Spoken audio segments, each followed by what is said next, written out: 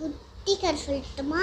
ஒரு ஊர்ல கொள்ளமான சையாண்டானா அவளே அலைவாசிக்கு வேஷம் செய்யலாம். ஃபிஃப்த் ஃபேமிலில கொல்கட்ட அதிகமா அலைவாசிப்பாலாம். சுற்றிலாம் நிறைய ஜனங்கள் இருந்தாங்க. எட்டி எட்டி பார்த்தாலாம். ஆனா பார்க்க முடியலையா. என்ன பண்ணாரு, முன்னாடி ஓடி போய் ஒரு காட்டி மட்டுமே கண்டாலாம். வந்து ஏசப்பா பார்த்தாலாம்.